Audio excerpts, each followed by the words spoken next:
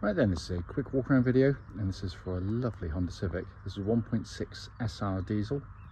The car's covered 69,000 miles with a fantastic history. Finished in this urban titanium, which looks lovely in the flesh. It's a lovely, bright, sunny day. I always do the videos slightly in the shade, so if there's any imperfections, it shows up more clearly. But the video and pictures never really do justice to what a lovely colour this is for the car. The car is in beautiful condition. Front of the car, lights and lenses are clear and intact. I'm going this way so the shadow doesn't come across it. Bonnet, very clean. Just you can hardly see a stone chip on there. I'm sure there must be, but I can't see one. Near side, absolutely beautifully smooth in the panels there. Alloys look really good on the car. Panel work is exceptionally clean. It's been washed off, it's not even been polished, and it's got that lovely gleam to it. Back, bumper corners, again, very, very clean. Into the offside, driver's side of the car. Again, exactly the same. It's literally like looking in a mirror.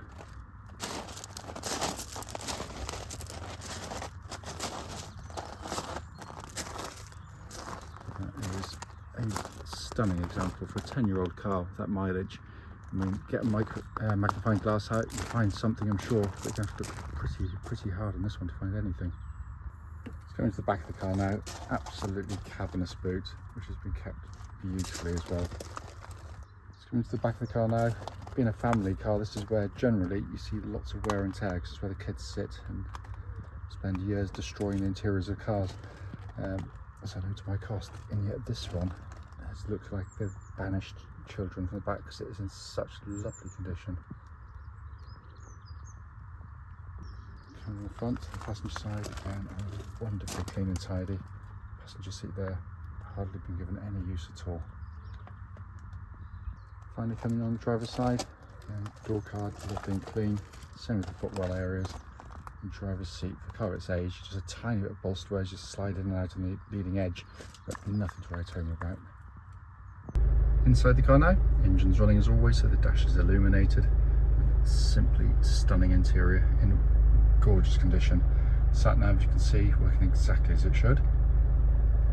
Pop the car into reverse there, you can see the reverse parking camera, which complements the front and rear parking sensors.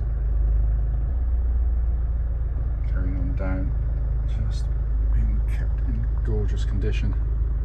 Then coming to the main dash itself and binnacle, I mean, that is the best dash design anywhere in its class. It looks absolutely stunning. Engine running, no warning lights on at all. Just pan in there for you. Hope you can see 69,750 miles recorded. Finally, just to show you, owner's manual pack and lock and wheel nut key, all here and present with the car. Right then, this is a quick road test video, and this is for a Honda Civic 1.6 SR diesel. Car's registered WR14SRZ, and mileage at the start of the road test is 69,742. The reason we do these videos is, and especially this road test section, is very simple. It's to ensure that if anyone is online looking at any of our cars advertised, they get to see that very car in operation. And the reason we've always felt it important is because, like lots of people, we've been to see cars which have looked absolutely fine in photographs, but when you get there and drive it, it's got an obvious fault that shows up, which can be hugely frustrating. We also do it on these very quiet country roads. It's a lovely part of Gloucestershire, and this actually forms part of the road test route we take our customers on, and the hope is, of course, it'll be representative of what you'd feel yourself if you went on a test drive in the car. So coming to the car, I have been very well serviced all the way through, and that's immediately obvious when you drive the car because it feels absolutely as tight as a drum. Engine starts instantly and settles to a smooth, even idle. There are no warning lights on the dashboard at all relating to the engine or any other part of the car, and temperature gauge is running as a third, which is exactly where it's meant to be on a Honda vehicle. The engine's just a fabulous unit, it really is. It's got all the trademark qualities you'd expect of a Honda. tough, they're reliable over huge mileages, just with good regular maintenance. The cam chain driven, so there's no cam belts to worry about. But more than that, in some ways, it's just how nicely it drives. It's got a nice broad spread of power. It's not one of these engines where you get nothing, then loads, then nothing, which is what you tend to find. This one, you put your foot down, fourth gear uphill, it pulls, but it just keeps pulling. But with the mechanical sophistication. But lovely unit, it really is. Engine then feeds through into the clutch and gearbox. Clutch on the car is perfect, bike point's exactly where it's meant to be, and it's nice and smooth in operation. Gearbox itself, classic Honda manual gearbox, just brilliantly done.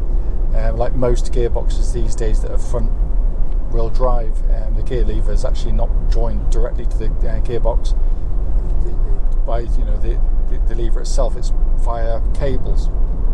Unfortunately, that means lots of its competitors have gear changes which can feel horribly detached, lightweight, vague, all the things I hate in a gearbox.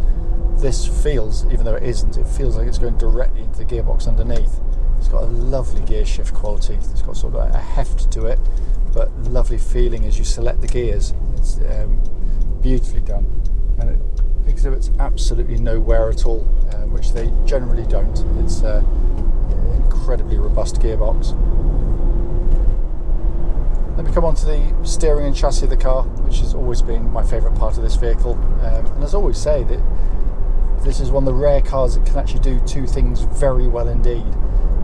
If you just want to buy one of these as a family car to get you from A to B, and that's it, nothing more complicated, they do a fantastic job. It's very comfortable, it's compliant,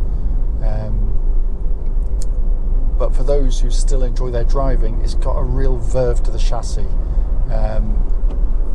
The steering is the main part of that in some ways, because as you turn, it's quick, it's direct. It works beautifully with the chassis of the car. They talk to each other fantastically well. It's just so well done. The steering, incidentally, tracks absolutely dead straight. There's no vibrations at this speed, or any speed actually up to the legal limit. But when you go through corners like this, minimal turn on the steering wheel, car sits really flat. Really, it's a fantastic chassis, really is. And incidentally, there's no rattles, clonks, anything coming from underneath the vehicle. It shouldn't be there either. I will give the brakes a bit of a shove a little bit later, actually, because the chap in front doesn't want to go at any speed much above 30 miles an hour, which is not ideal for the video, but there we are. I'll just give them a bit of a shove now, but they're perfectly good. There's no vibrations or pulsing. It's all powerful as well. Then we come inside the car.